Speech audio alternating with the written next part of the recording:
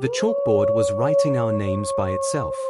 That was the moment everything inside me said, "This is wrong."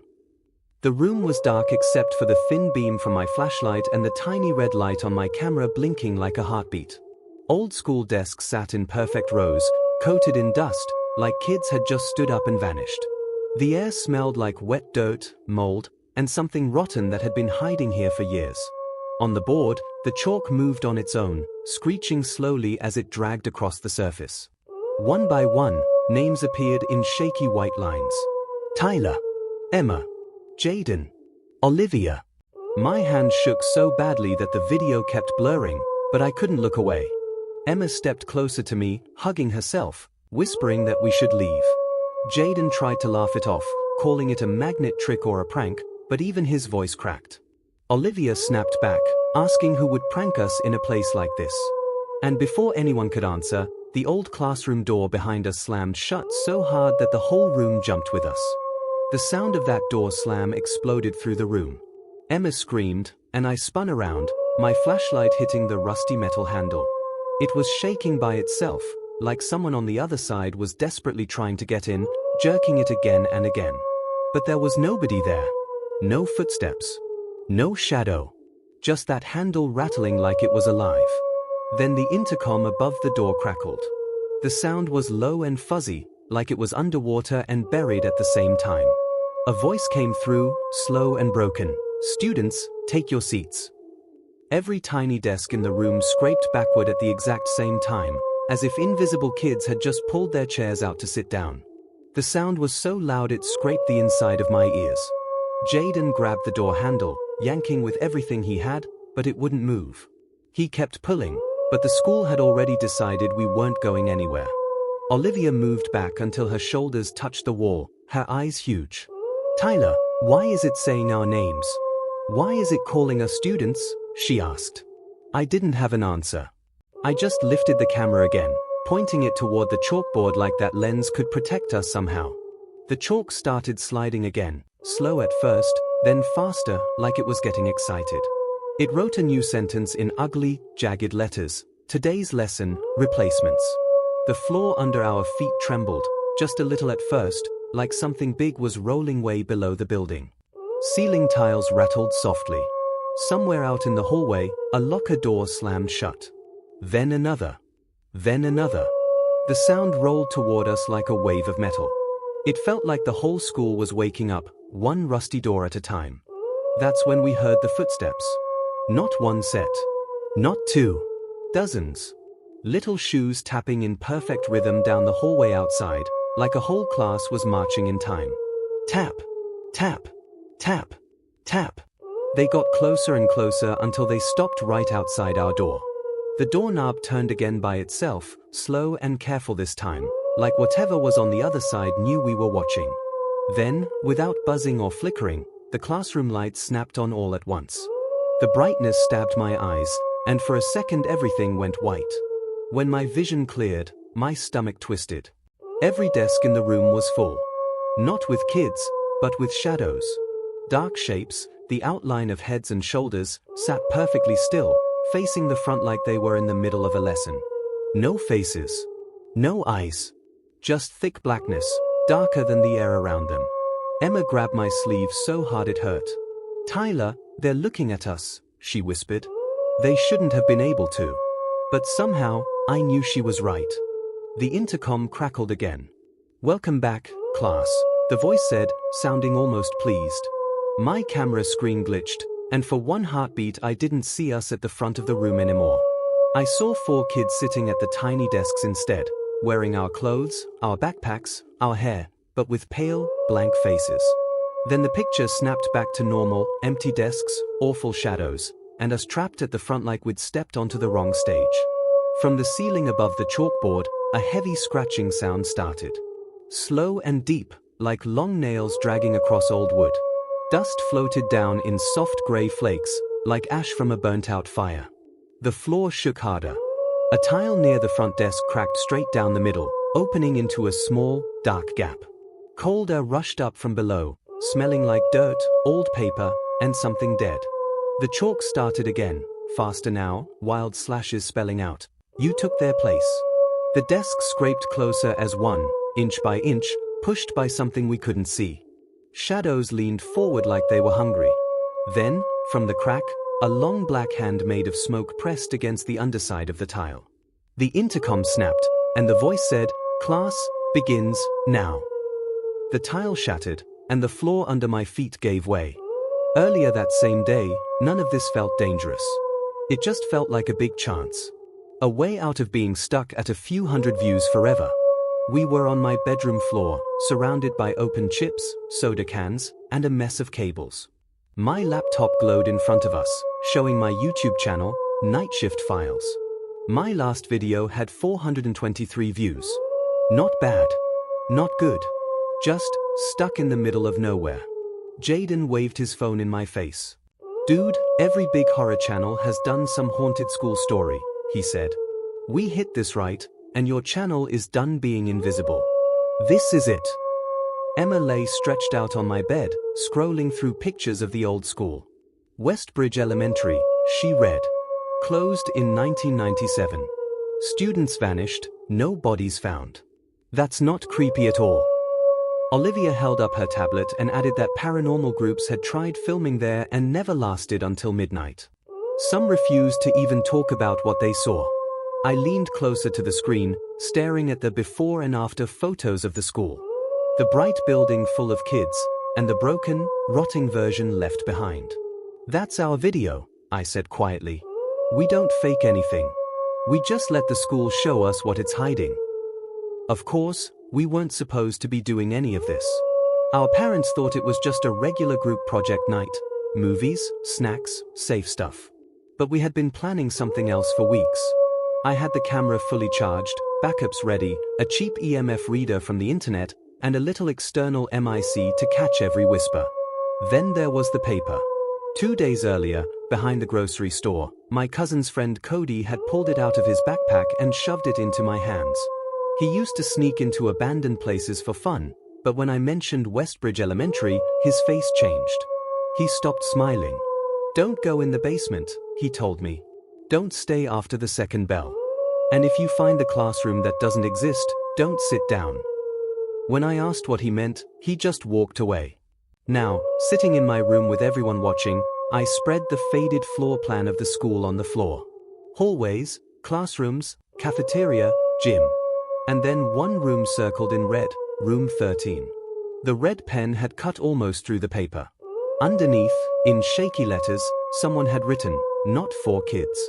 Not for anyone." We all stared at the circle around room 13 for a long moment. Jaden broke the silence first, clapping his hands once. "Okay, so we definitely need to find that room," he said. Emma shot back, asking if he'd even read the part that said "not for anyone." He grinned and said that's how you knew it was good.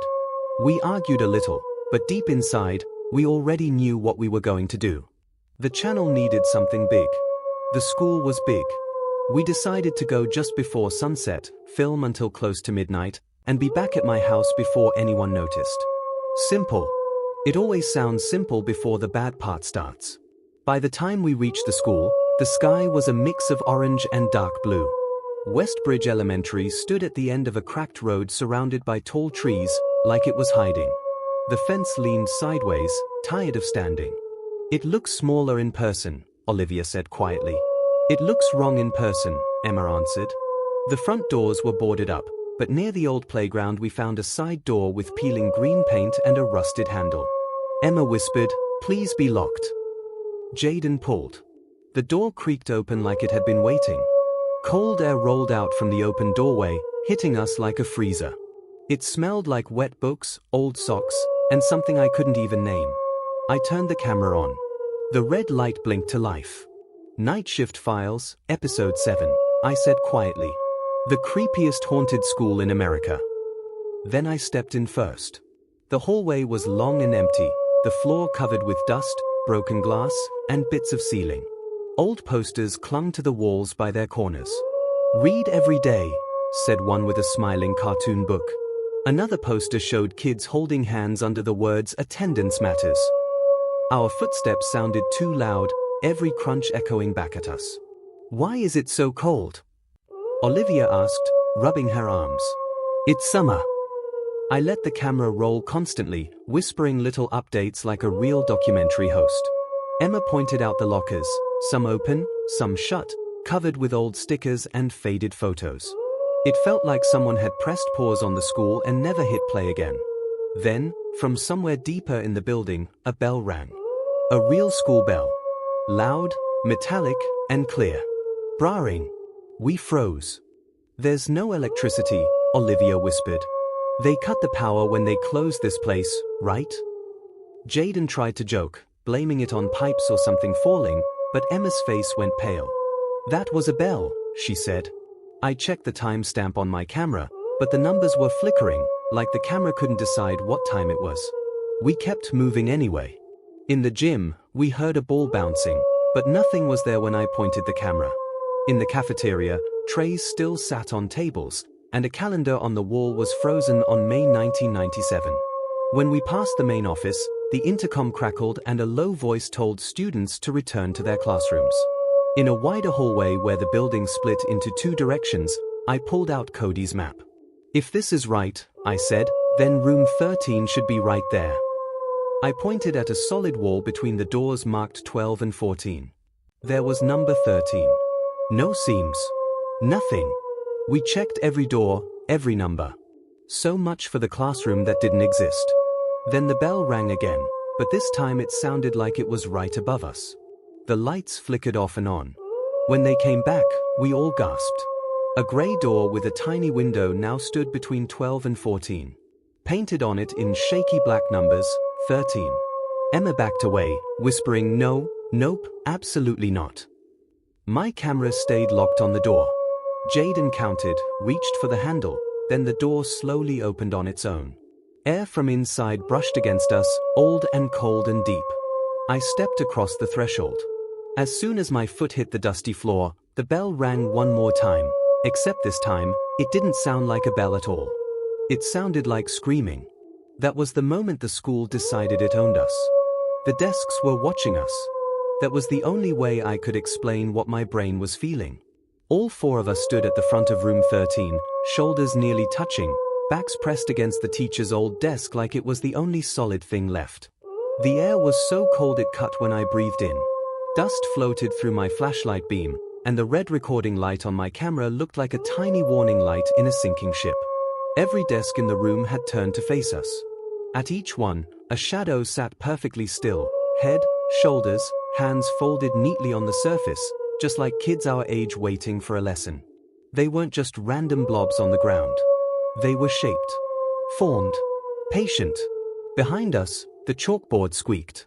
I turned to see a piece of chalk sliding by itself across the board, writing, attendance, Tyler, present. Emma, present.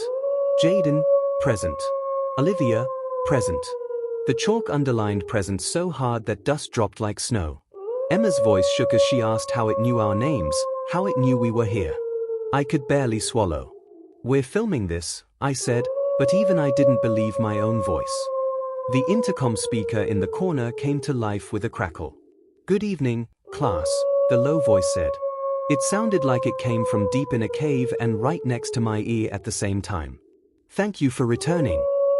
Olivia whispered that we had never been here before, but the room didn't care. Every shadow in every desk leaned forward together, and the air felt like a hand squeezing the walls closer.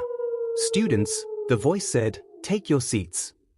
The front row of desks scraped forward by itself, legs dragging over tile with a sound like teeth grinding against bone.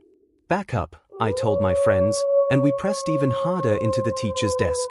The only door was behind those shadows now, and they did not plan on us leaving. The chalk jerked across the board again, rewriting the same message in messy, angry lines. Today's lesson, replacements. Jaden shook his head and tried to bail, saying he didn't care about the footage anymore. But before he could even move, the bell rang. Brahing. It was so loud it rattled my bones. The lights above us flickered off, then on, then off again, like they were glitching through time. The floor began to vibrate, and thin cracks slipped across the tile under the first row of desks. Dust puffed up through the cracks as they widened. Emma said my name again, but this time it sounded like she was asking if any of this could possibly be real. I honestly didn't know. From under the floor, we heard it, children's voices. Laughing. Whispering. Singing something that didn't sound like any language I knew. Not happy, not sad, just wrong. One of the tiles near the middle of the room snapped clean in half and dipped, like something below was pulling it down. A black hand made of smoke and shadow pushed up from under the broken tile. Long, thin fingers with no skin, no bones, just darkness packed together in the shape of a hand. When it lifted, the tile rose with it like a lid, and a blast of freezing air flooded out. I stepped in front of Emma, holding the camera up like a shield. The voice spoke again, softer now. Don't be afraid. School is a safe place. The shadows in the desks turned their heads toward us. I felt their attention like a physical weight pressing on my chest. The hand slid away, and for a second the hole was just a black circle. Then a taller shape rose from it, the shadow of a teacher with no body to cast it. Dress, shoulders, head, arms. Floating an inch above the ground. The chalk moved on its own again, writing "Welcome, class." Jaden grabbed my sleeve, begging me to tell him this was some kind of digital effect, some filter, some prank. I can't, I said. This isn't me. The shadow teacher turned toward us, and even though I couldn't see eyes, I felt them lock onto me. My chest tightened like I'd sprinted a mile. 4 empty desks, the voice said, but this time it wasn't coming from the intercom. It was coming from her. 4 late students. 4 desks in the front row slid backward, their chairs twisting toward us like open mouths. Sit, she ordered. Emma whispered no, but the lights cut out, dropping us into total darkness. I could still feel her arm touching mine, could hear Jaden's panicked breathing and Olivia whispering, "This isn't real," over and over. The little red light on my camera glowed faintly. I lifted it and pointed it toward the front of the room, even though I couldn't see anything. The darkness felt thick, alive, pressing against my skin. Then, right by my ear, a child's voice giggled, "You're taking our place." My flashlight flicked back on by itself. For a split second, the room looked different in the camera screen. In real life, I saw a dark classroom and one terrible shadow at the front. On the screen, I saw 4 kids sitting in the front row, kids who looked exactly like us, with our clothes, our hair, and blank gray smudged eyes. One of the other Tylers turned toward the camera and smiled. The image glitched, then snapped back. Empty desks. Shadow teacher. And us, shaking. My hands shook so hard the plastic of the camera rattled. "We're leaving," I said. "Now. Right now." Olivia asked how we could leave when the shadows were between us and the door. I forced myself to look away from the teacher and think of the map in my pocket. Normal schools had 2 exits from big classrooms. Maybe this one did too.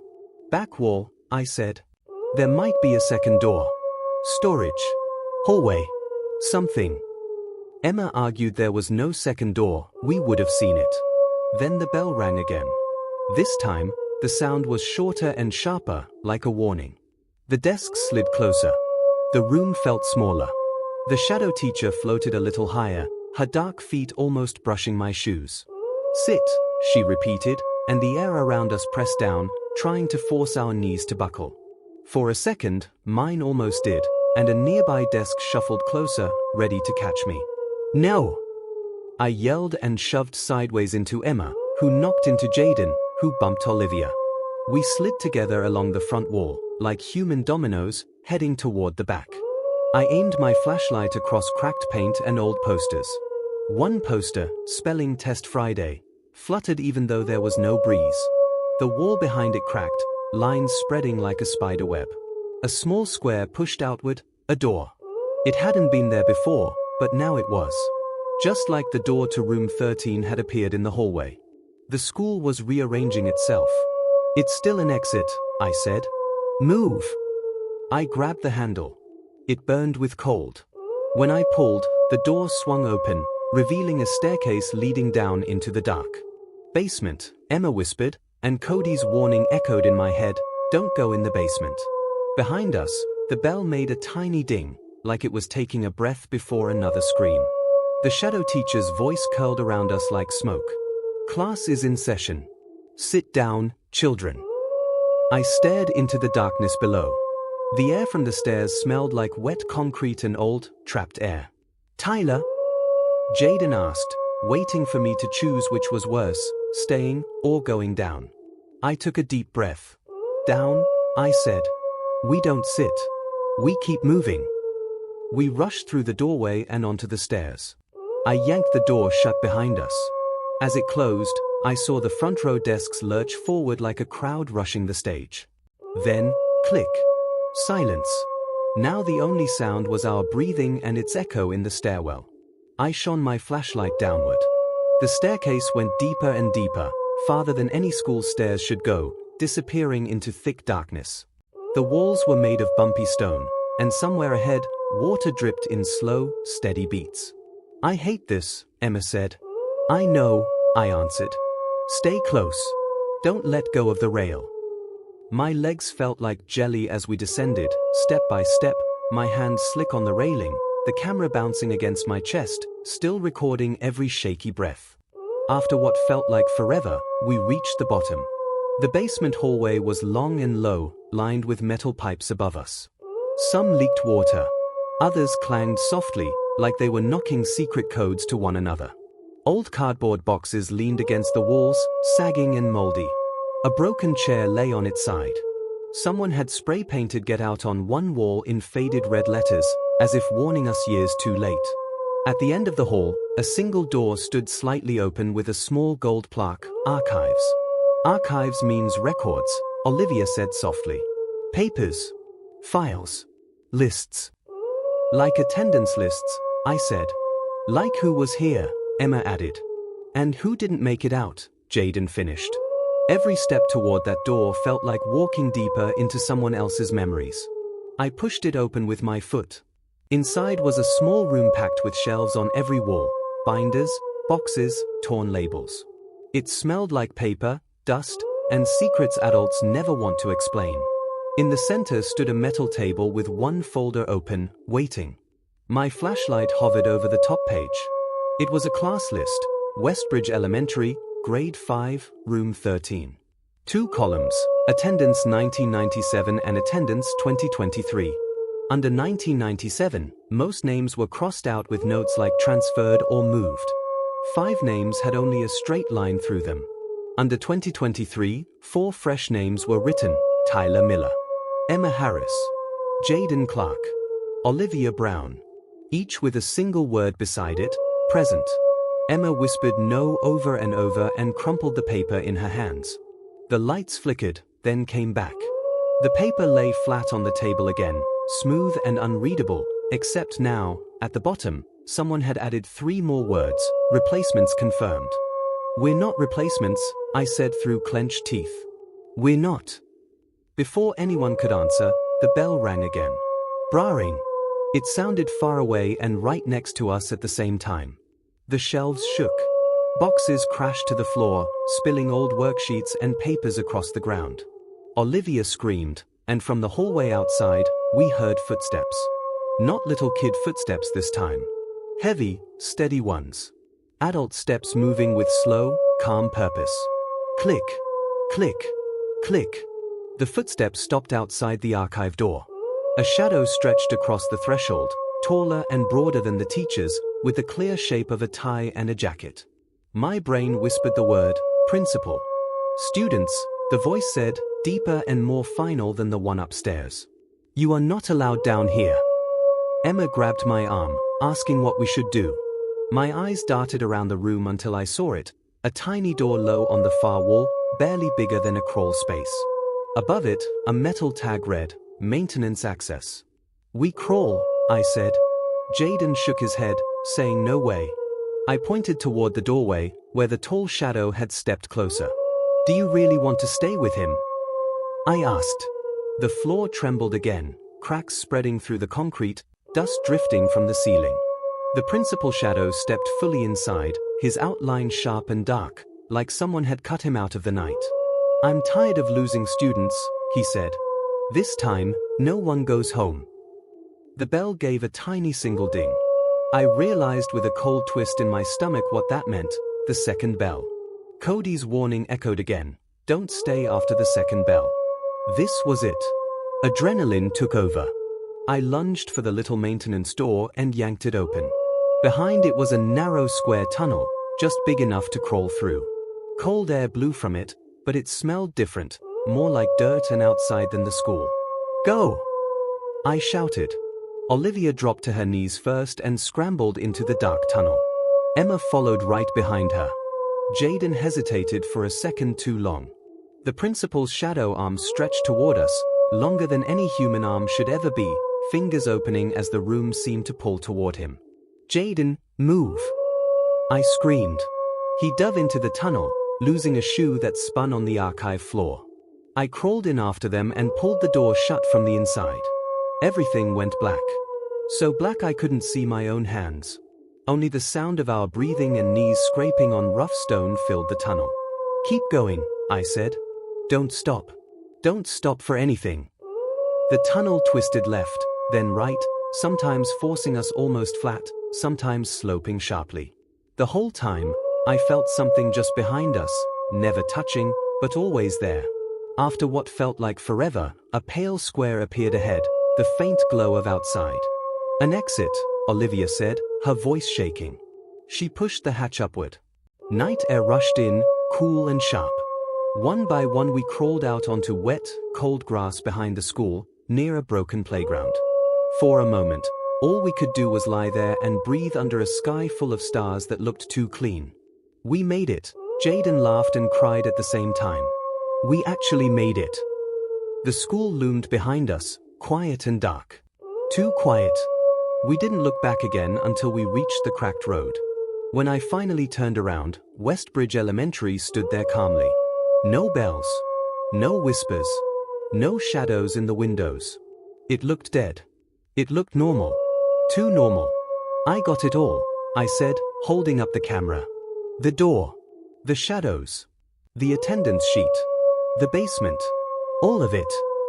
Olivia, tears still on her cheeks, begged me to delete everything and forget it. I didn't answer. I wasn't ready. Under streetlights that suddenly felt too bright, we walked home in silence. Every car headlight made me flinch. Every barking dog made my heart jump. When I finally got to my room, I locked the door and plugged the camera into my laptop with shaking hands. The files loaded one by one. Nightshift_files_007_1_2_3. I opened the first. The footage showed us entering the school, walking the halls, reacting to the bell. I skipped ahead, to the hallway where the door had appeared. There it was, the wall, empty, then the door to room 13 blinking into existence. I felt sick but clicked the next file. Room 13. The desks turning. The chalk writing. Shadows in the seats. Then the shot at the front of the room. Only we weren't standing there. In the video, we were sitting in the front row, 4 kids at 4 desks, faces blank, eyes grey smudges, staring at the board. The date stamp flickered, then froze, May 12, 1997. My bedroom light flickered once. The laptop speakers crackled. "Students," the same low voice said, not from the footage, but from right there in my room. "Why are you still at home?